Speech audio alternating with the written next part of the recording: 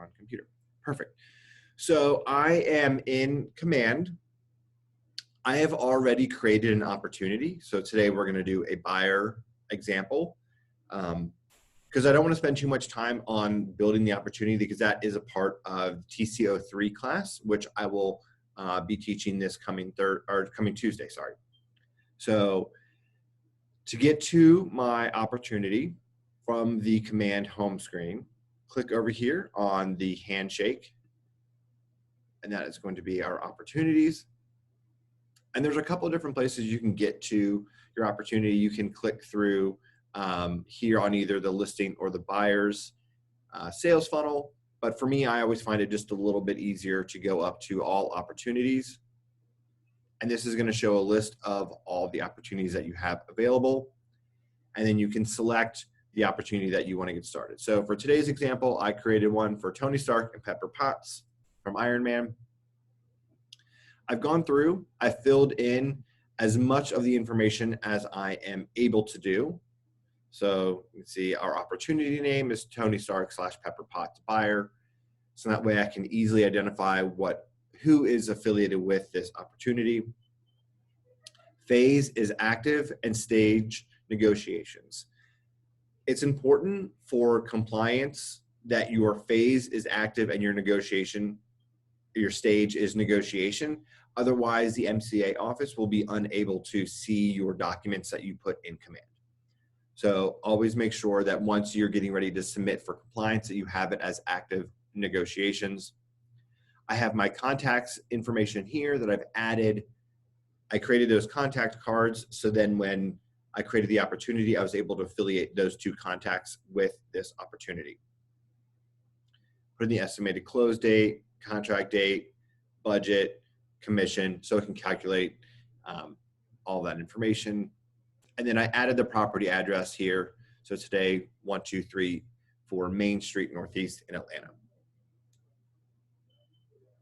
I recommend filling in as much information as possible. One, so you can have as detailed of a details tab as possible, but Docusign will pull in as much information as possible. So it's just one less thing for you to have to do when you get into Docusign. So what we're going to do is go to the Documents tab. You can see here all the documents are empty. I haven't updated anything. And to get started in Docusign, we're going to click on this button here that says Start a Transaction. And it's important that when you are starting a Docusign room, you start the room from within Command. And that is because the whole integration with Command and Docusign is that you can add documents into Command directly from Docusign. So you don't have to download anything to your computer and then upload it. And by starting a transaction from Command, it links Docusign and Command. If you start a room from Docusign, you will not then be able to retroactively connect it to Command. So that's why I always recommend just start everything you do from within Command to make sure that it is integrated properly and you don't have any issues uploading and adding your documents from Docusign into Command. So to do that, just click on Start a Transaction. It's going to think a little bit, and then Docusign will open up in a new window. One thing I want to point out that another agent mentioned to me, make sure your pop-up blocker is off, because she was telling me that she couldn't even get to this step because Google Chrome kept blocking the new tab. So now you can see here, I am in Docusign. It has created a room for me. So it lets me know I'm in Docusign rooms. Here is the name of the room, Tony Stark / Pepper Potts buyer, which is the same naming convention as my opportunity. So you can see that Docusign is mirroring what I have in Command.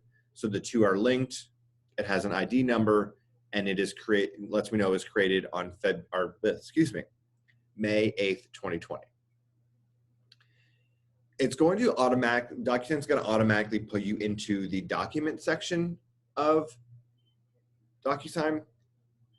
Let's click over here to details. And this is where we're going to want to start before we do anything else, is update all the information in the Details tab. And this is the information that is going to be pulled into all of our documents. So as we fill out our buyer brokerage agreements, our purchase and sale agreements, any exhibits, all that information will be pulled directly in from everything that's included here on the Details tab. We'll fill in as much information as we know at the time. And then as you know, as we go throughout the transaction, you can add any information that you need. So to get started on updating the Details tab, click the Edit button up here in the top right-hand corner. And now it is making all of the boxes editable. I do want to point out that unlike .loop, Docusign does not pull in all of the information from MLS. So we do have to manually add it. I recommend just adding the MLS ID number as much information as you know as possible. So I'm just going to add a couple numbers here, select local currency.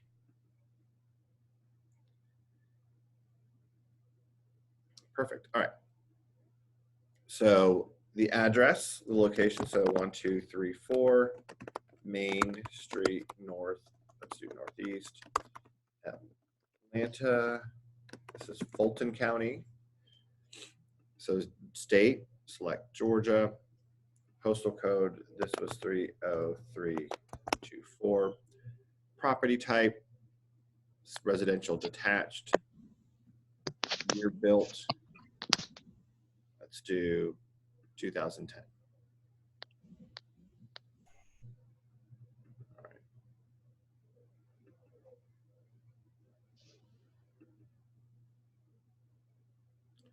All right. Perfect. So 2010, special circumstances, no special circumstances. So we'll continue, scroll down. So offer date, we'll make it today's date. Contract amount, we'll submit an offer for $400,000. Earnest money, let's do $3,500. Contract date, we'll select today's date. Binding date, we'll just select today's date. Contingency removal date, we'll do the 18th, we'll do 10 days. Appraisal contingency, let's do the 29th. Loan contingency, 29th. Inspection contingency, we'll do the 18th, so we'll do 10 days. Expected closing date, we can just go through, let's just do June 30th. Actual closing date, we'll do June 30th. And then financing type, we'll do conventional. So scrolling down, high bid confirmation, closing details. Don't need to put in any of this information. Seller concession, so if the seller is going to have any contribution to closing costs, let's put $2,500 in there. The listing side commission, probably 3%. Buyer side, probably 3%. Make sure you confirm that, especially if you're representing the buyers, that you confirm that with your instructions for closing attorney. And then if there's any referral fee information here, property details, taxes, square footage, I don't have any of that. So that's going to be all the property information. Now I'm going to scroll up to the top because on the right-hand side, we have where we start adding in our client information. So on the top here, you can see we have seller one. Now for this transaction, I'm representing the buyer, so I don't have the seller contact information. So I'll just scroll through. So we have seller one. I'm going to leave this blank. Now, if you are working on a listing, you would fill in seller one and seller two. And it's very important that you fill in the information for your clients in the appropriate fields, because all of the information that's included in the details tab is then mapped to the appropriate fields on each of the documents. So if you fill in the information for seller one here, and then you pull up a purchase and sale agreement, their contact information is going to auto-populate in the seller fields, but we represent the buyers.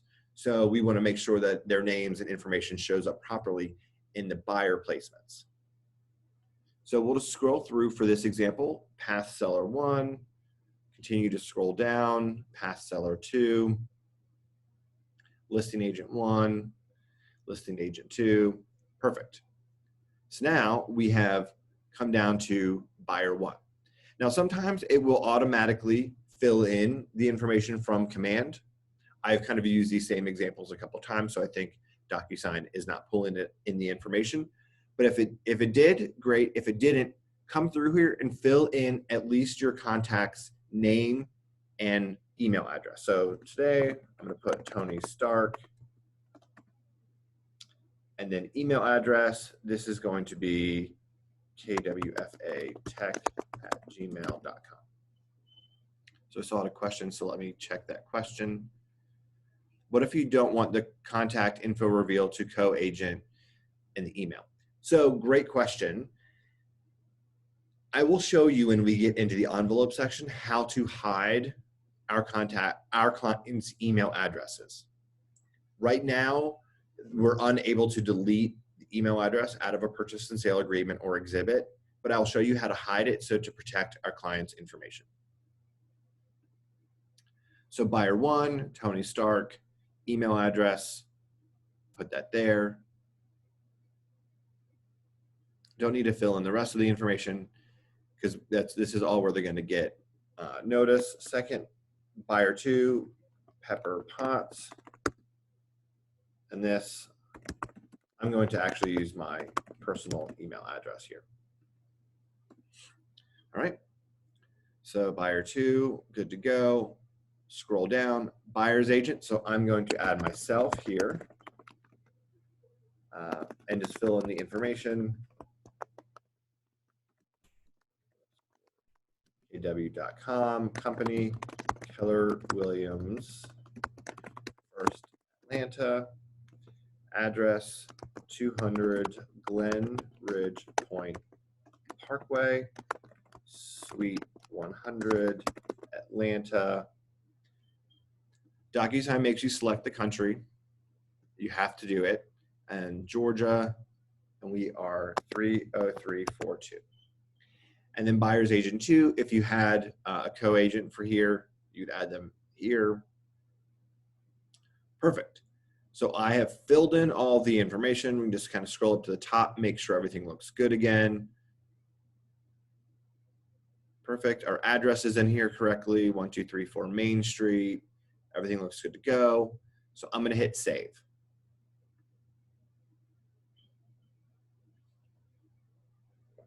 Perfect. So all the information in our details tab is saved. Now we can go to our next step, which is going to be the documents tab. So right now we have no documents in our room. We will start adding all of the GAR forms. One thing I want to point out before we get started, in the document section, all we add is GAR forms. The affiliated marketing disclosure and the wire fraud prevention notice are documents that we will add in the envelope, and I will walk us through how to do that. So just know that when you are in the documents, all we're adding is GAR forms. Now, in .loop, traditionally we were asked to have folders set up, so folder 1, folder 2, folder 3, and have specific information in each one of those folders for compliance review. Alita and Lynn are not going to look at your Docusign room, so you can organize them however messy or however cleanly you would like. So you can add folders, and I will show you how to do that up here. So we will come up here to Actions in the top right-hand corner, and we would select Add Folder. And we would name it folder, so we'll name this Buyer Brokerage Agreement. Create. All right, so now you can see we have 2 folders here. We have our Buyer Brokerage Agreement and then our Room Docs folder. Everything in Docusign is going to automatically fall into the Room Docs folder, and then we will manually move it into the Buyer Brokerage Agreement folder. So now let's add some documents. So our first step here is going to click the plus add button in the top right-hand corner. And we're going to select the Docusign forms. Docusign does have integrations with Box, Dropbox, Google Drive. So if you have any documents that you saved in those places, you can link those accounts and pull them over. And you can also add from your computer. So if you need to add a PDF or you receive a document from a listing agent, you can add that directly from your computer. So we will click on Docusign Forms. Now, this gray screen and this pop-up window in the past has taken a minute or two to load. If that happens to you as you were playing in Docusign and as you were preparing documents for a contract, just give it a minute. It will load. It'll act and feel like it has frozen. It hasn't. Just give it a minute and I promise it will load. So here I have my library to select from. If you have not yet confirmed your NRDS number, you will be required at this point to add in your NRDS number. And to do that, there should be a link kind of like at the bottom left-hand corner of the window that says look up NRDS number. I recommend you click on that link. It'll take you to a page that you can add in your license number, your last name, your email address. It gives you a couple different options of ways that you can search for that number. Once you get that number, copy it, and then come back, excuse me, come back over to this window and paste in that NRDS number. Once you confirm that, you will then have to scroll through a long list of realtor associations to find the Georgia Association of Realtors. You will then select Georgia Association of Realtors and hit confirm. And that will allow Docusign, it confirms with Docusign that you are a member of the Georgia Association of Realtors and you have the right to use copywritten documents, so all the GAR forms. So you must confirm your NRDS number. Then once you have confirmed that NRDS number, you will have access, and this is what your screen will look like. So from the first drop down, we'll have Docusign Forms Library. Always select the library. We don't have groups yet. Groups will be if you want to kind of create a group of documents. So if you know for every buyer brokerage agreement you need certain documents, you can create a group. The MCA office is working on creating groups for us. And then we'll select library. Scroll down to GAR, Georgia Association of Realtors. I don't know why the Greater Alabama MLS is in here. Don't select it. Always select GAR. So now this will load every single GAR form available to us. So we are working on our buyer brokerage agreement. So we will type in buyer brokerage agreement. So you can see here when I type in buyer broker, buyer bro, it comes up with every single document that matches that search criteria. I would recommend that you start to get comfortable and start memorizing the form numbers. So for the buyer brokerage agreement, we want F110 because there are a lot of forms that have very similar names, like the listing agreement, the purchase and sale agreement. There are a lot of different versions of it. And I, for myself, have selected the wrong version a handful of times. And you don't want to start filling out a form and send anything to the client that's the incorrect form. So I recommend you start to learn which forms you need. So today, I'm going to select the buyer brokerage agreement. And then I'm also going to do the purchase and sale agreement, which is F201. So I'm going to select that. But I just want to show you real fast. So if I type in purchase and sale, you can see how many purchase and sale agreement forms there are. So that's why it gets important to learn the numbers of the forms. And you will. If you haven't yet, you'll start to memorize them. I know they just changed them this past year or the year before from what they had been for a long time. So we'll do purchase and sale so we can walk through filling that out. And then we'll do conventional loan exhibit. And then I also want to show you, I'm going to add the community association disclosure because I want to talk through that as well. So I would recommend that when you are in this, adding the documents to your room, that you go ahead and you add as many documents at once, just in the event that this screen does take a while to load. I don't want you to have to spend a minute or two for the forms to load before you can start to add them. It'll start to take up a lot more time than it's worth. So I've selected 4 forms. It lets me know down here 4 forms have been selected. So I will click add, and it's going to add all of those forms into my room. And as I mentioned earlier, it puts all those documents into my room docs folder.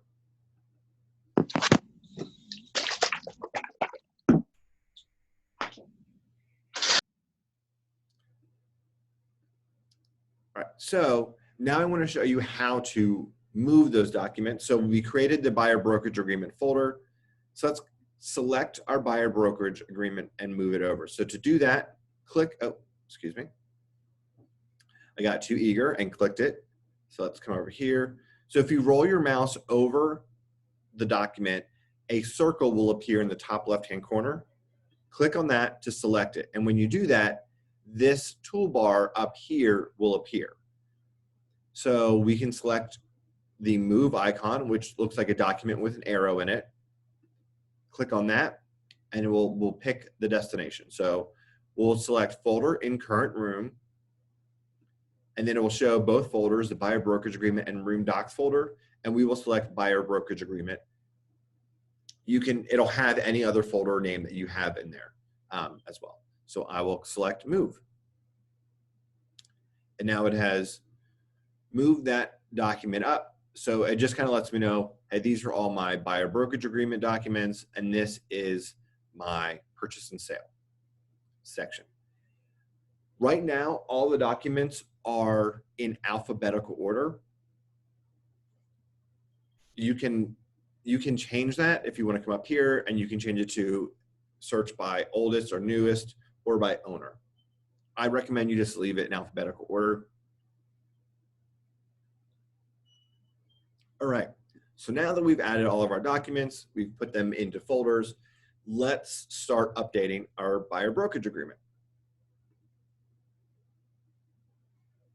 So just to do that, click on the document and it will load. Perfect, and you'll see here, it started to pull in that information that we added in the Documents tab. So you can see here, we have Buyer 1, Buyer 2, and Keller Williams First Atlanta as the broker.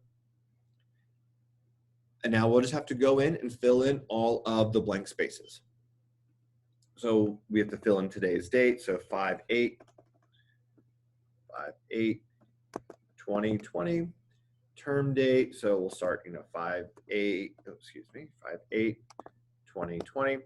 And the nice thing with Docusign is that you can hit tab and it will take you to the next box. So it's a little bit easier to move through the different fields than it was through .loop. So we'll do this for 6 months. So we'll do 11/8/2020. And then come here, we will select independent contractor.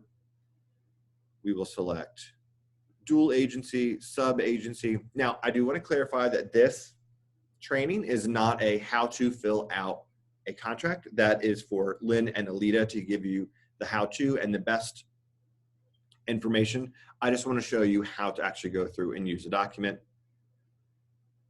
Commission, so I added 3% in the details tab. And then I will select shall not pay the difference. Separate commissions, type 0, tab over, and A, protected period, 90 days. You can put in whatever information you want. One thing I also want to point out that I like and has been a real benefit for me is that you can't delete any of these text areas in the document. So in .loop, sometimes if you were to hit shift and delete, it would delete that whole text field and you'd have to go back and add it in there. That won't happen here in Docusign. So it's just one less thing to have to worry about as you are moving through a document. Now I do want to call out on the bottom of the first page of all the GAR forms, it has this text at the bottom that says this form is copyrighted and may only be used in real estate transactions in which blank is involved as a real estate licensee. As a member of the Georgia Association of Realtors, you have paid to have that right. So your name needs to be here. At the moment, Docusign has not mapped this. So I would just want to call that out because when we get into the envelope section, we will need to add your name to this field to make sure that the document is fully completed and compliant. So we will continue to scroll through, see what additional fields we need to fill in. Just keep scrolling. Scrolling. All right. So brochures. So if you are going to send through any brochures, click all of the brochures that you are going to send. All of the brochures are loaded into Docusign, so you can add those. You can create another folder and put all of your brochures in there as well. Any stipulations, anything here, just type it in. Agreement is cancelable with 24-hour written notice. I don't know which stipulations you include in your buyer brokerage, but just type them in there. So we'll scroll down and you can see here that Tony Stark is buyer 1, Pepper Potts is buyer 2. Now, one thing I want to point out, where and in any document within Docusign that the information has been auto-populated from the Details tab, if you try to edit that information in the document, it will automatically update the information that's in the Details tab, which will then change that text in all subsequent documents. So if you delete anything or change anything, it will be deleted or changed on every other document moving forward. So just be mindful of that. So that's why I make sure in the Details tab, everything is in there correctly. You double check it so you don't have to make any changes, because we don't want to affect all the other documents. Now, one thing that's going to be a major difference in Docusign versus .loop is that here you can see there aren't actually any signature fields here. In .loop, we'd be able to see that there had been a field here added for signature. All of the signature fields are added in the envelopes, and we'll get to that in just a moment. So everything we're doing here is to just fill in the blanks of our forms. All right. So you can see here, Keller Williams, First Atlanta. My name's included, licensee phone number. So just fill in remaining information, real estate license number. Now I have talked with Hutch at the regional level and some with our MCA office here on figuring out how we can have all of this information auto-populate so we don't have to type it in every single time. But make sure you fill it in so it is compliant. I don't want Alita having to send any notes to you. Yep, so just fill in all of the information here. And make sure that all of the information that is already in there is correct and good to go. All right, so it looks like everything is good, so I'm going to hit save and close. And that is how easy it is to update a document in Docusign. So I want to walk through the purchase and sale agreement because that is going to be probably the single most important document you will use. So to get started, to edit it, just click on it and it will open up in a new window like it just did for the buyer brokerage agreement. All right. And so it's going to be the same idea. We start at the top and we fill in all of the missing information. So offer date. So we will add today's date. So 5/8/2020. Scroll through. So it added in our address and the MLS number. And then we'll want to select our legal description. I personally like to use deed, book, and page, but use whatever you want. So purchase price of property, $400,000. Closing costs, we had mentioned $2,500. So I'll just add that in there. Like I said, some of the information gets auto pulled in there in from the Details tab. Some things are not mapped correctly. We are still working with Docusign to make sure that everything is loaded in there properly and mapped accordingly. So closing date, we're going to do 6/30/2020. Date of possession at closing. Holder of earnest money, since we are representing the buyers, we want Keller Williams, First Atlanta. And then closing attorney, we'll select Campbell Brannon,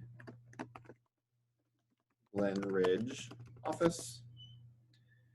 earnest money, you just select the checkbox and we'll do $3,500, tab over, and we'll do it within 3 days. Inspection and due diligence, we'll do this, we'll do 10 days.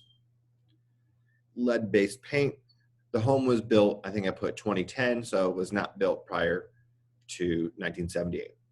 Now, one thing I'm going to point out really quickly is here in paragraph 10, it's showing seller broker as my name. We need to update this to Keller Williams, First Atlanta. I do know I just told you be mindful of when you make any updates, it will delete and change in the other fields. Yes. However, this is really, really important because we ourselves are not the selling broker. It is First Atlanta. So then I would just update that and then select representing client, buyer as client. I have let Hutch know so that hopefully they can work on correcting this mapping error. And then we'll add in listing broker and we'll do Harry Norman. And they're working as a seller as a client. Now, the only time it is appropriate, and again, I'm not the expert, this is Lynn and Alita's field, but based on what Alita told me when we were messaging back and forth, the only time you would ever want your name there is if you were acting as a designated agent. All other times we need to have Keller Williams First Atlanta. So material relationship disclosure, NA, because we're working with them as client. Time limit of offer. So let's say it is 10:30. Let's give them until 12 p.m. 12 p.m. on 5/9/2020. So we'll give them till tomorrow afternoon. And again, we have this form at the bottom of the first page. This form is copyrighted. It may only be used by in a real estate transaction in which blank, myself or yourself, are involved as a real estate licensee. I just want to point that out so that way you get in the habit of looking for that. So we add your name to it in the envelope. Scrolling through, we just want to add any additional information. All right, keep scrolling, making sure we didn't miss any fields. All right, perfect. So now we have gotten to our exhibits and addenda. So we are going to select our conventional loan exhibit because I pulled that in, and that will be our exhibit A. All right, and do we have any other community association disclosure? I added that one, so let's make that exhibit B. One thing I want to point out why we're at this point is the seller's property disclosure in Docusign isn't working properly. All the fields are mapped incorrectly, so that the client is unable to fill that out when you send it to him or her. So at the moment, I would recommend that you send them a PDF copy of a seller's property disclosure so they can fill that out by hand, and then you can scan that and add it in as a PDF to your room. The community association disclosure is having similar issues, but it's not as big, so I'll walk you through how to make those corrections. So we've added our exhibits, special stipulations, come down here, seller to do whatever the buyer asks, seller to clean the home prior, after moving out, prior to closing. We don't want our clients to move into a dirty home. Perfect, so we've typed in our stipulations, scroll down. Perfect, so we can see our buyer's information has been added over here to the left, Tony Stark, the email, Pepper Potts, an email, and I will show you in the envelope how to hide our clients' email addresses. So scrolling down here to the bottom, we can see here, Keller Williams First Atlanta. We'll add in our real estate license number, our realtor membership form, broker's phone number, broker's fax number. Let's do 531-5708. Our MLS code, KWFA 01, and our brokerage license number, H-33313. And then here on the right-hand side, if you wanted to be a great co-op agent, you would go ahead and fill in all of their information here. If you had added it into the details tab, most of it will have auto-populated, but fill in any information here. When I'm writing my offer, I always try to fill in as much information as possible, so it's one less thing for them to have to do to make my offer even more appealing than someone else's if we are in a multiple offer situation. So perfect, we are good to go here on our purchase and sale agreement. Just walk through how to fill that in, just type in all the blank fields, and I will hit save and close.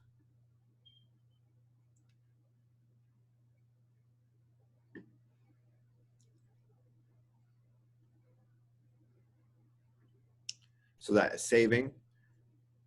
Let's give it a second. Perfect. So just really quickly, I'm going to walk through the conventional loan exhibit and the community association disclosure really quickly, and then we'll move into envelopes. So just select your conventional loan exhibit.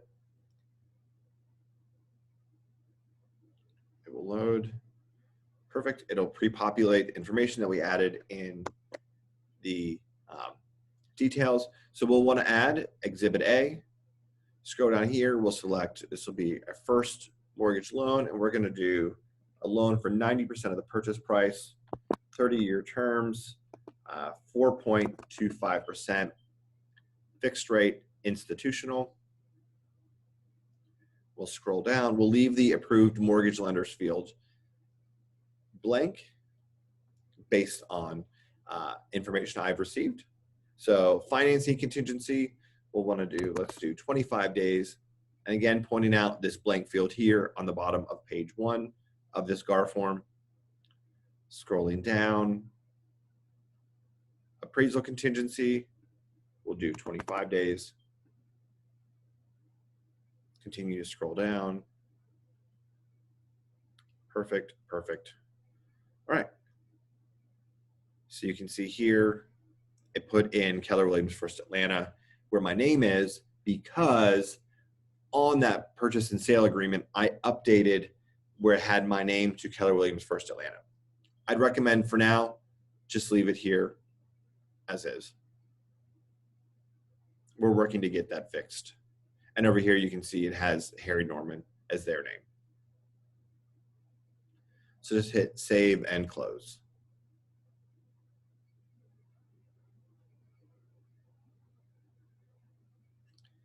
And then I want to show you the community association disclosure. I'm not going to go and fill this in item by item, but I want to show you that at the moment, the community association disclosure is set up for us as the agent to fill in the information. And if there's one thing Alita has said time and time again, is do not fill out the seller's property disclosure or the community association disclosure on behalf of our clients. They must fill that out. We do not want to be in any way, shape, or form held liable for any information or misinformation we put in there. So at the moment, it is, these forms are mapped to us as the agent to fill in, and we don't want to do that. So that's why I wanted to show you that these should be blank and not editable for us. So I'm just going to select B up here and just show you that all this information is, at the moment, here for us to edit. I see a question. All right. Yes, I just got a private question. Yes, I'm happy to do a one-on-one for Docusign with you. All right, so just wanted to show the community association disclosure. So I'm just going to hit save and close. So now we've gone through all of our documents. Now we have to send our documents out for signature. I would recommend when you are working that with your clients, you get your buyer brokerage agreement, your affiliated marketing, and your wire fraud prevention document signed in one envelope, and then you have your purchase and sale agreements and all your exhibits in another envelope. you should be getting your buyer brokerage agreement signed before you go look at houses. But for today's example, I'm going to send them all in one envelope just for the sake of time. So there are two ways that you can create an envelope. The first is you can come over here and you can click on envelopes, and that will take you into the envelope section where you can add a new one. The second way to do it, and it's a little bit more simple, is if you roll over the documents that you want to send for signature, the circle in the top left-hand corner will appear, and you can select all the documents you want to send for signature. So in this case, I've selected all 4 documents, and whenever you select a document, this toolbar at the top appears. And you can scroll over each one of the icons, and you can see what the different actions are. And you can select Docusign. And if you select Docusign, it will take all 4 of these documents and create an envelope for you. So that's the other way to do it. But for today, I'm going to show you how to manually create an envelope and add in your documents from your room. So to do that, I'm going to click on envelopes. You can see I don't have any envelopes here. And Michael New mentioned this to me as a metaphor for envelopes, and it really helped me understand them. And so I like to share it with you as well, is think of the envelope in Docusign as a manila envelope. It is an envelope where you place all of your documents that you've prepared and you put it on your desk. And then when you see your client, you're going to hand it to your client and say, here are these documents for review and signature. It's the same idea as a place to hold those documents and send them for signature. So to create our envelope, we will come over here to the top right-hand corner and click New. All right, so now we're going to walk through steps of creating our envelope. So envelope name, it's going to default to Please Docusign, but I recommend for you actually name these envelopes something that's going to be worthwhile and meaningful for you. Throughout the transaction, you're going to send multiple envelopes with your buyer brokerage agreement, and then your purchase and sale, and then you'll have an amendment to address concerns and any additional amendments or additional exhibits and paperwork. So I recommend that you label these and name these so that way you can keep track of them and know exactly what they are. So today I'm going to update this to property address of 1234 Main Street Northeast, buyer brokerage, and purchase and sale. All right. Next, we want to add documents to the envelope. So we want to add those 4 documents that we created and we updated in the room. So to do that, we'll click on Room Docs.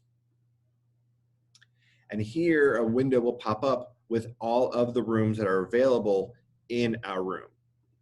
So for today, I'm going to select all 4 documents. But if you're only sending the buyer brokerage agreement, then you would only select the buyer brokerage agreement and you would add only that form. All right, so once you selected your forms, just click Add Selected.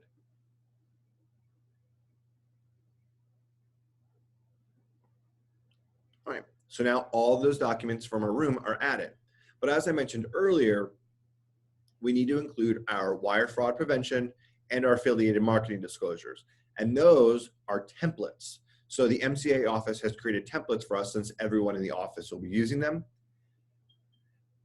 So to add those, come over here to this square on the far right and select Use a Template. This is where if you've created a template for yourself, it would show up. So if you have a specific form you like to use with your clients, or you have a form that you fill in the same way every single time, you can create a template for yourself and it would show up here in My Templates. To get to the buyer brokerage or to the affiliated marketing and wire fraud documents, click on Shared with Me. And it will pull up a list of all of the templates that are shared with us from the MCA office. So we will come and select the affiliated marketing disclosure and wire fraud prevention. One thing you'll notice here is it is labeled and named buyer-affiliated marketing, buyer-wire fraud prevention or wire fraud disclosure. And if you scroll down, you can see we have another version of those called seller-affiliated marketing and seller-wire fraud prevention. It is very important that when you are adding these two disclosures to your envelope to send for signature, that you select the right version based on the clients you represent. Because the signature fields and naming fields are mapped to the form based on the client's input. So on the buyer form, it'll only be a place for buyers to sign, and the same for sellers. So if you accidentally select the seller version here, there won't be any place for your buyers to sign in this room. So just be mindful as you're adding those two documents in here. So once you've selected all the templates you need, click Add Selected. So it's going to add these two templates to our room. Perfect. Now you'll notice that our forms are in alphabetical order. So exclusive buyer brokerage agreement, GAR forms, loan forms. But we want to send these in a specific order because we want to make sure that our buyers sign the buyer brokerage agreement and the wire fraud prevention and affiliated marketing before they sign the purchase and sale agreement.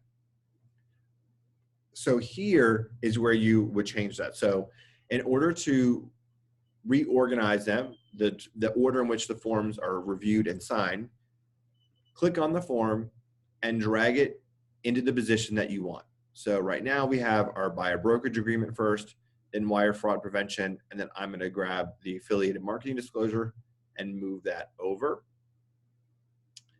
Now we want to do the same thing for a purchase and sale agreement. So let's grab our purchase and sale agreement and move that over here. And then we need to switch our community association disclosure and conventional loan, because our conventional loan exhibit is exhibit A and community association is B. So now we have our documents in the correct order that we want them to be reviewed and signed. I also want to point out here that if for whatever reason you send out an envelope and you don't reorganize them, when you go to resend it, it won't save the order that you put them in. So make sure that the first time you send out these documents for signature, you put them in the correct order. All right, so we've added our forms, we've put them in the order that we want. Now we need to add recipients to the envelope. So to do that, come down here to add recipients, and we'll select pre-tagged roles. And this means that it's going to select the people based on the roles that we have identified them as having in our details tab. And this is going to make sure that all of their signatures and their names show up properly in the right places on the form. So buyer 1, we are going to select Tony Stark. Buyer 2, we're going to select Pepper Potts. Hey, Nick, may I ask a question? Yes. For example, when I have an agent who is the buyer's agent now, but later on in other transaction will be the seller agent, does Docusign and Command allow me to change the role? Yes. Okay. Yeah. All right. Thanks. You're welcome. So now we'll select myself as the buyer's agent. So come here, select myself. Perfect. So I will hit Add Selected. And now you can see it is loaded all 3 of those signers. To the left, there are boxes with numbers in it. So right now they're all labeled 1. This is the order in which someone will sign the document. DocuSign has the ability to have an order, so I can have buyer 1 sign all the forms first and then send it to buyer 2, and then once they sign it, send it to me as the agent to sign. To update that order, you just click in the box and then update the number, and it will reorder. So now I need to update myself as signer 3, and now we are in an order. You don't have to use an order. Some Some clients like it, hey, I want to sign everything first to make sure everything looks good before we send it to the other signer. Make sure you talk and communicate with your clients on what works best for them. Then within each one of these signers boxes, to the right, they have different responsibilities. So we can have needs to sign, needs to view, receives a copy, specify recipient. So more often than not, it's going to be needs to sign. But let's say you're working with a buyer, a young buyer, a first-time buyer, and maybe his or her parents are working with them, maybe providing some money for the down payment, and they want to be really involved in the process, but they don't need to sign anything. You could add them as a recipient, and you can include them on a needs to view or receives a copy.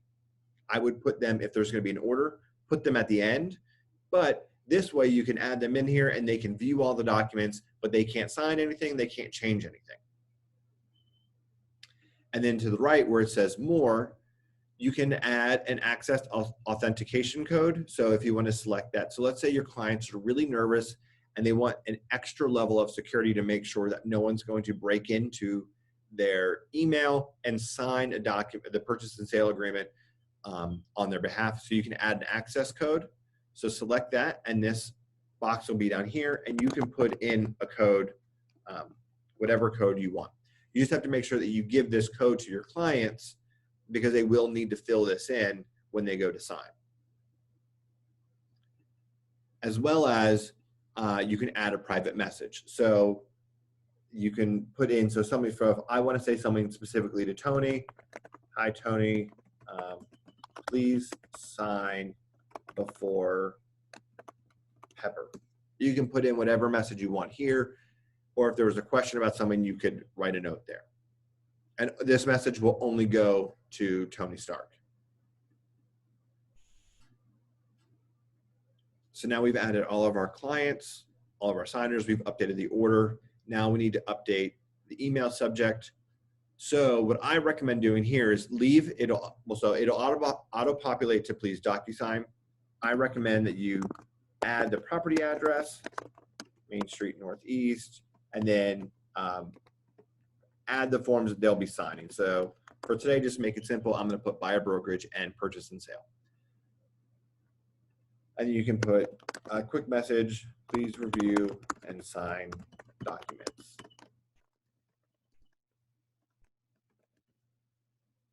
Perfect. So now we've added all of our documents to the room. We've added the correct recipients in the correct order, and we've had our quick message. Now up in the top right-hand corner, we will select next. And this is going to take us to the signing fields within DocuSign. So a couple things I want to point out before we get started. In the top left-hand corner, you can see there is a yellow dot and it says Tony Stark. If I click on this down arrow, you'll see I have Pepper Potts and myself, and we each have our own color. And this is a way to signify, as you're going through the documents, who has to sign and fill out information and where. So it points everything out super easily, and you can select. So right now I have it, it's selected as Tony Stark. So if I need to add a signature or an initial field or anything on this form, it'll automatically be affiliated with Tony Stark. So he would be the one that would have to sign or initial that field. And if I need to add something for myself, I would just come to the drop down and select myself. It changes the color over here, so I know everything that is affiliated with the purple color is for me to review and sign. Over here on the right-hand side, it shows a list of all of our documents. And you can see that these documents are in order that we put them in the envelope. And if you click on the down arrow, it's going to show thumbnails of each one of the documents. And as you scroll through the thumbnails, you'll see there are what I like to call little sticky notes. So almost as if this were an actual document, and a lawyer had put a sticky note here for you to stop and sign. So you can see here we have our color coordinated signature field. So Tony is yellow, Pepper is blue. It automatically adds a date sign. Scroll down here, it adds myself. And then all the information is in here as well. One thing I want to point out is how to make this document binding. So since I have set myself up to be the third signer, and this is our buyer brokerage agreement, after everyone signs, Docusign will send a copy out to everybody. So I can set this document to become binding automatically. So to do that, I would come over here, I would select myself. So now all the fields are purple. I would select date signed, and I would drag, just click on it and then move your mouse over here to the date of, and that'll automatically add the date signed. I can come over here, select text, come in here, just edit the size of that so it's not the whole thing. And I'm just going to, I can leave it blank. So if I just left it blank like this, come over here, do the same thing for the time. By leaving it blank, it allows me to actually enter in information in this text field when I go to sign.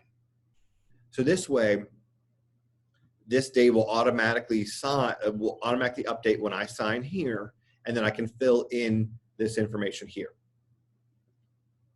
It's a great way to go ahead and have things that are binding, so that way you don't have to go back in and try to retroactively make them binding. Nick, Yes? in my case, I always sign first before my client. So my client feels confident about to sign the document. Is kind of a clue between us. But then I'm the one that is going to bind. I have to be the last to fill up this box that you are indicating now. So I don't. So yes, so you could kind of do a workaround is you could have this date signed field here affiliated with your buyer or your client. So it'll update based on when they sign, and they could fill in this information here. Or I will show you after these are sent out for signature, how we can retroactively bind them ourselves, in a way that's similar to what we would have done in .loop. So in that way, you can still be the first signer in the process and then still make sure that the document is bound properly. All right. So this is our buyer brokerage agreement. Let's just go through our wire. We'll go through each one of the documents and make sure everything is set up correctly. So wire fraud prevention, scroll down. Now, the reason our wire fraud prevention and affiliated marketing disclosures are added as templates and not as documents is because there's no fields within these documents to update or add information. It really is a signature only field that's needed. So you can see everything is set up here for signer one, buyer two, color coordinated, good to go. Same thing with affiliated marketing disclosure. Scroll down. Perfect. Now we'll go through our purchase and sale agreement. Oh, I spent all that time talking to you about the bottom of page 1 of all these GAR forms, and I myself forgot to add my name to it.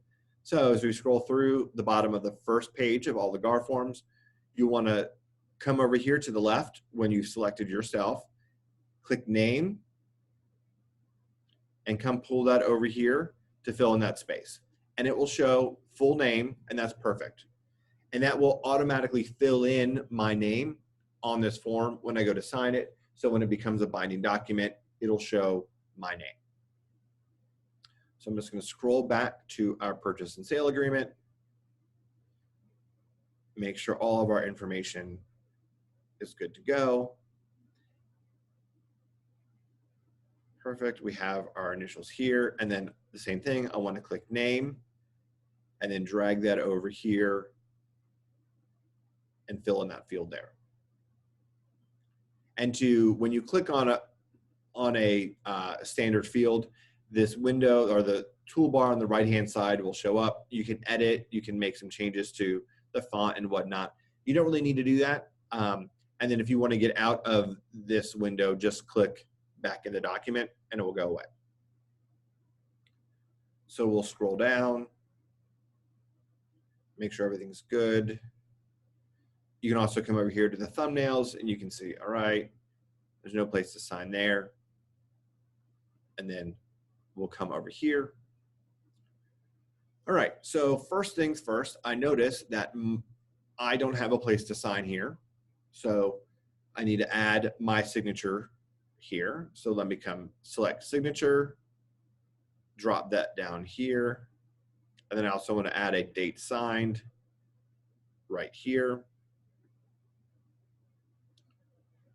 All right, now it added my name here as Keller Williams First Atlanta because I updated it, but I do want to add my actual name. So what I could do is I could select name and I could try to put that right above it. It might be kind of messy.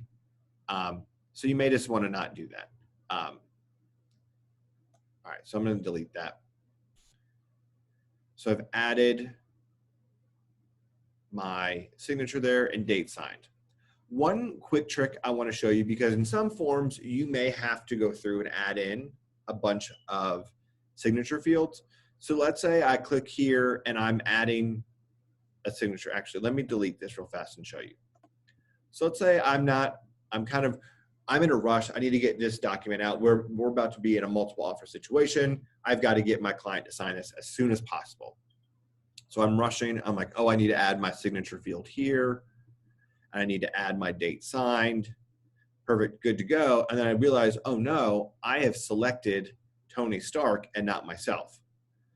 Well, you could delete it and re-add it, or you can click on the text field and on the right-hand side over here when that toolbar shows up under recipient, just scroll down and select yourself or select whoever else you need to change that name to, and it will automatically update it.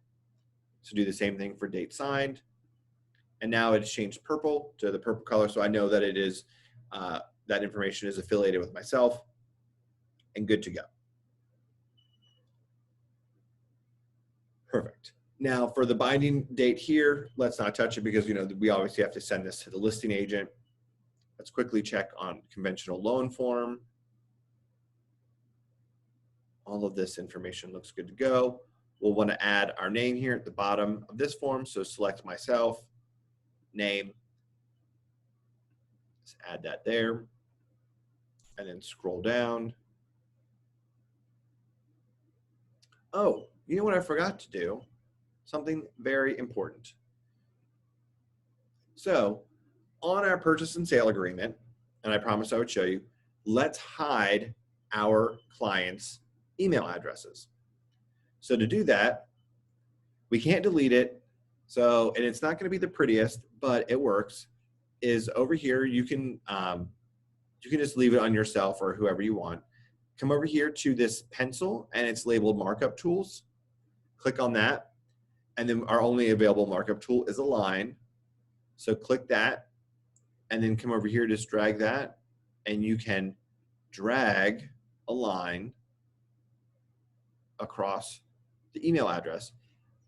Then we have our toolbar over here. So we can select black, and I would select thickness and just make it thick enough that it would hide the email, and then you can kind of just move it down just a little bit. Perfect.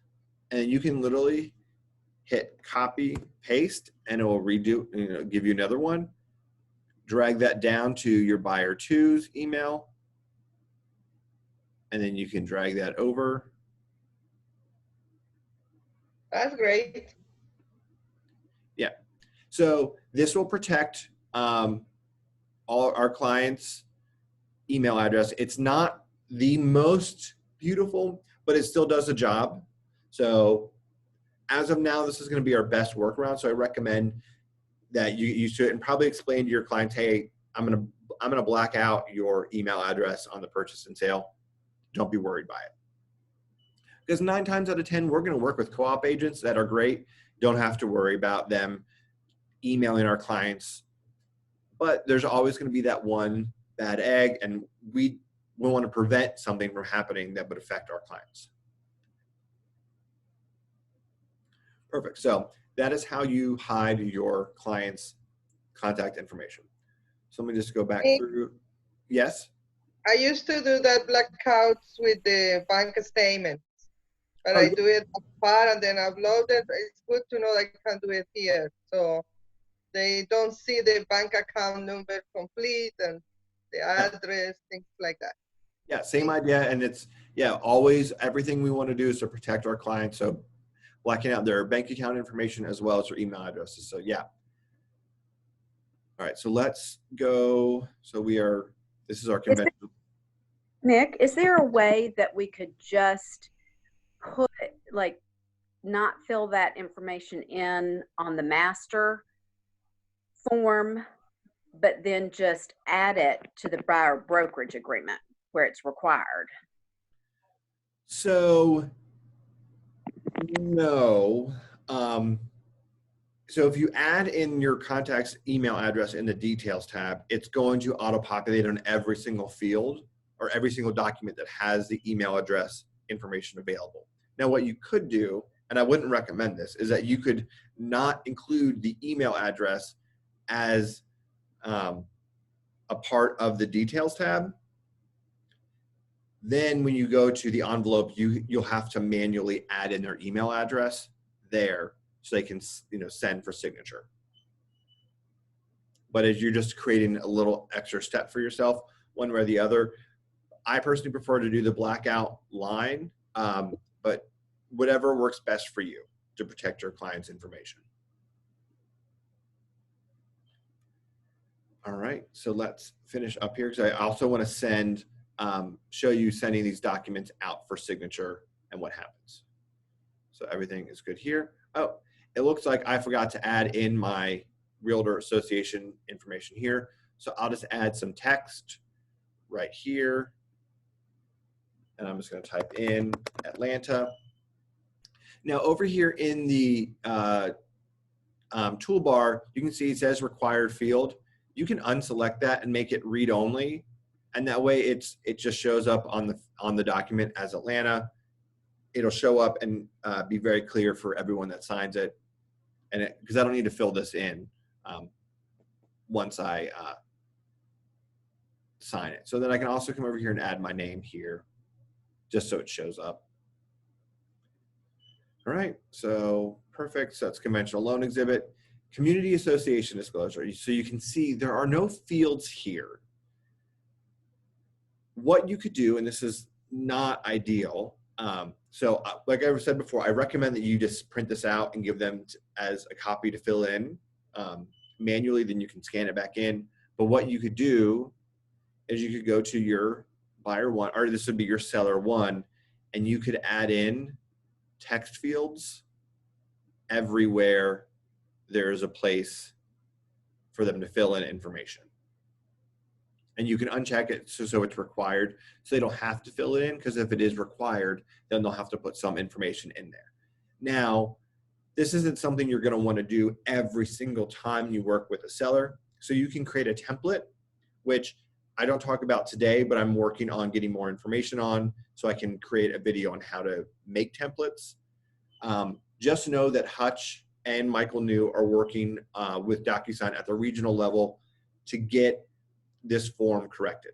So I just wanted to point that out to you, that if you want to use the community association disclosure, you would have to go through and manually add in those text fields. And I don't think anyone wants to spend their time doing that. When do we anticipate the correction? I don't know. So it really comes down to Docusign and how quickly they are able to make those changes, because there are so many forms and so many different associations that they have to update. They're not the fastest. And they also don't really, in the past, haven't given us a lot of leeway or insight into how long it takes them. They'll usually just do it and then let us know, hey, this has been updated. But they don't say, oh, it'll be updated within a week or two. But I will keep everyone in the loop as I learn more information on timing of this being corrected. So scroll down. Just want to point out again, we need to add our name to the bottom of this form here. And then we'll scroll down to the bottom and make sure that the signature fields are correct. So buyer's initials, perfect. So we've gone through, we've double checked everything for our documents. All the signature fields are in the great place. Before we send, we can click on Recipient Preview.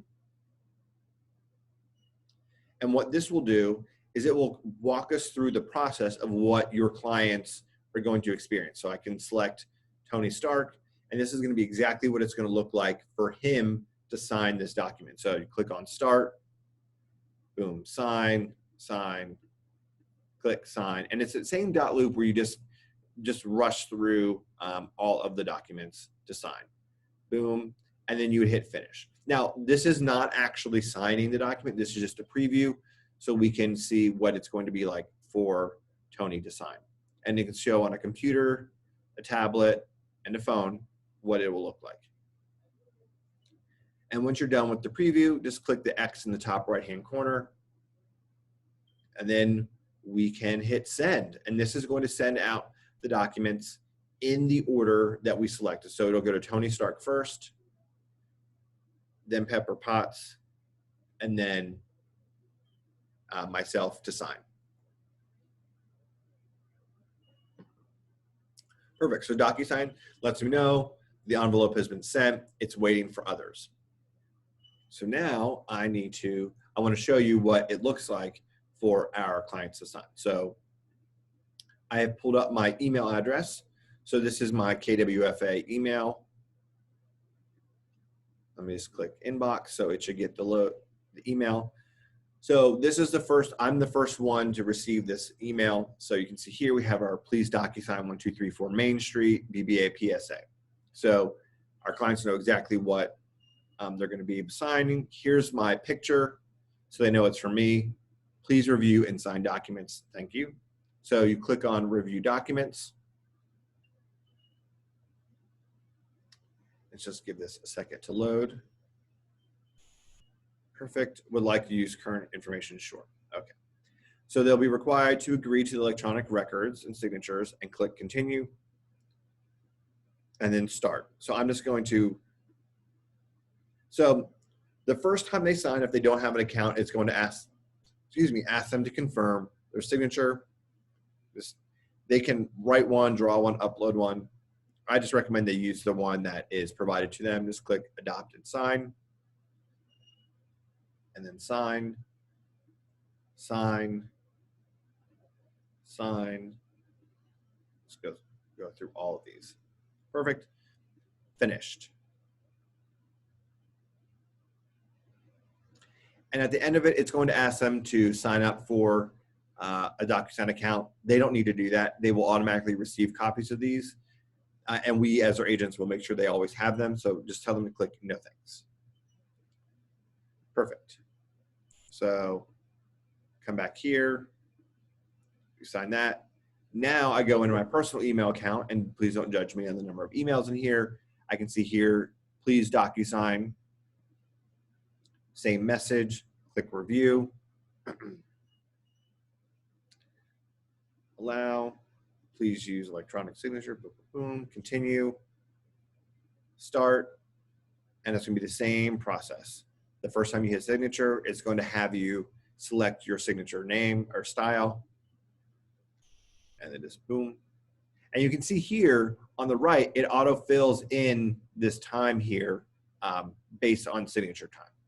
Now it's showing Pacific time, but it should be Eastern Standard Time because I've updated my settings. So let's, and then click Finish. No, thank you. All done. So let me click out of here.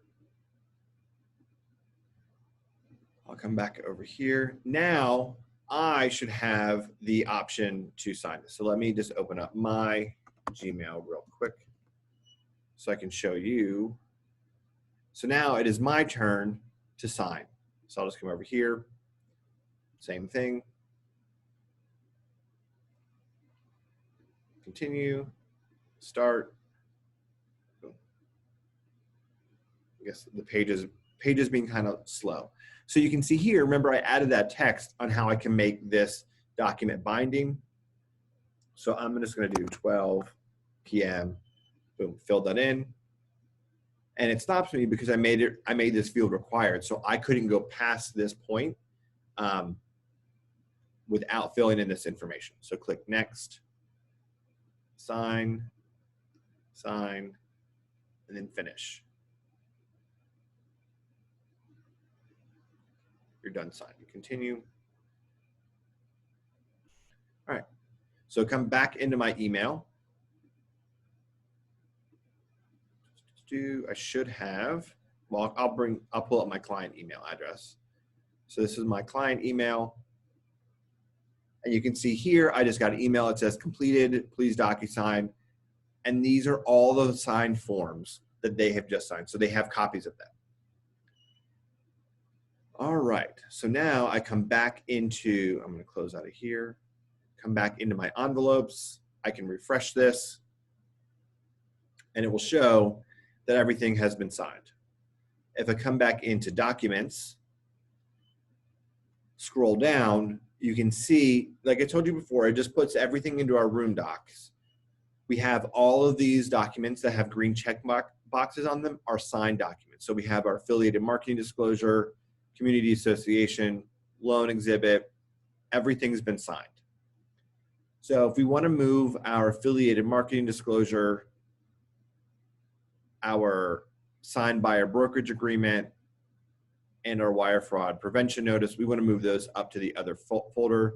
So let's select move. We've selected those documents, and then I will hit move, say destination, folder, and current room, and then select buyer brokerage agreement.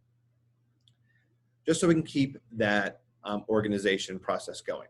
Now, one thing that we had talked about is how do we kind of retroactively make these documents binding. So I'll show you here on the purchase and sale agreement, you can see purchase and sale signed. Come down, just gonna show you really quickly. At the very bottom, it's not binding. So what we can do is I could select the signed copy, come over here, select DocuSign, and I am just going to add myself as a recipient, room participants. I'm going to select myself, hit add selected. I don't need it, since I'm just sending it to myself, I don't need to put a message. Come to next. Now this is a workaround and this is not the recommended way, because if we were doing it the proper way, we'd add the binding date, then add initials for everyone to sign, since we are changing a document. But I just want to show you a quick workaround. So come down to the bottom of the page. You can see here our signature, our buyer's signatures, their blacked out email addresses.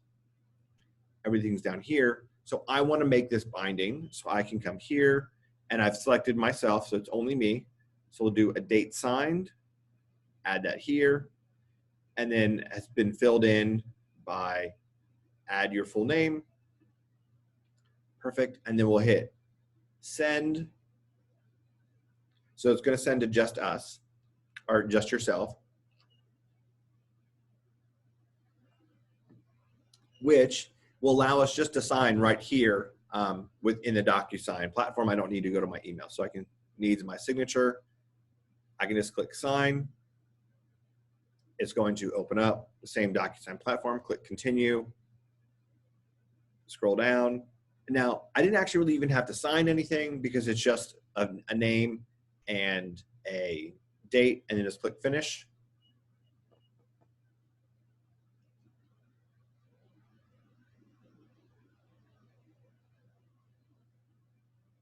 Perfect. So if I come back into my documents tab, I can scroll down and I can see I have a purchase and sale agreement signed. This is my original one. So if I wanted to, I could, this is the one that's not binding. I can come over here and I can hit archive. Perfect. Select the signed version, and I'll just open it to show you. Let me come over here. That it has been bound. So just scroll all the way to the bottom. You can see here's our binding date and time filled in by me. Let me close here. So I had a question. Let's check that. All right. Now we have, let's say we have our binding purchase and sale agreement, and we want to get everything together because we want to send it to the listing agent, but we also want to send it to our client. So let's select all the documents, all the signed documents with our purchase and sale. So we'll take purchase and sale, select that, signed community association disclosure, as well as our conventional loan exhibit. And then up here, you see we can have that toolbar again. We have the option to combine. So if we want to merge a bunch of PDFs into a single PDF, select combine. Now we can give the document a new name. So we can just rename this 1234 Main Street Northeast binding purchase and sale. But we don't like the order that they're in because it just automatically puts them in alphabetical order. To change that, just click on it and drag it. And we'll want to put it in the order of purchase and sale, and then Exhibit A, Exhibit B, and so on. And once you have that in the right order, just click Save. Nick, Yes. look at the battery in your computer. Yeah, no, I'm good. I have a couple more minutes. Okay. Thank you. So now, right here, we have our 1234 Main Street binding purchase and sale agreement, and you can open that up, and you can see it's 14 pages, and it has all three of those documents combined as one PDF. So you can come over here, and you can click Document Actions, so you can download, email, do whatever you want. Now, let's say you receive a document, a PDF that has 4 different documents in it. What you could do is you would add that, come over here, we would hit add from our computer, and we would add that document to our room. And then what you can do, and I'm just going to use the one that I just created, but it doesn't matter. You can right mouse click on it, and you can split right here, or you can open up the document and you can click on Document Actions, and you can select Split. And what this is going to do, it's going to load every single page that is included in this document, and you can scroll over so you can kind of get an idea of like what the information is. So let's say we want to break this out into pages. So we'll do purchase and sale. We want pages 1 through 8, signed PSA, and then I'll give it today's date.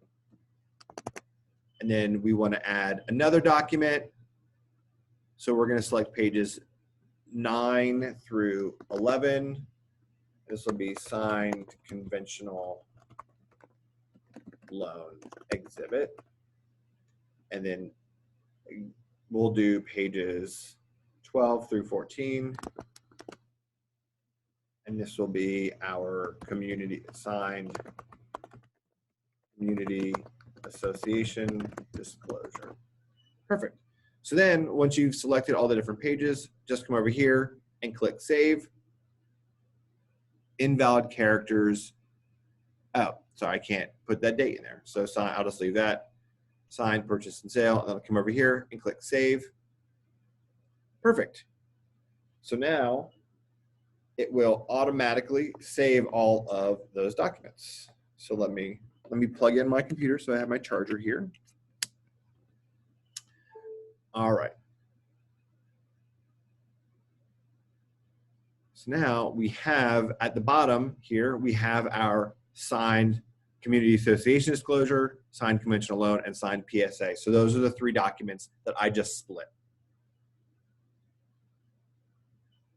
So we have come to the end of our training today. We've walked through a lot of information of creating our room, updating the details, confirming our NRDS number, as well as adding and updating documents, sending for signature, and combining and splitting forms. What questions do you have? I know we're kind of towards the end of our time, but I want to make sure I answer any of your questions this morning before you go out and start writing contracts this weekend.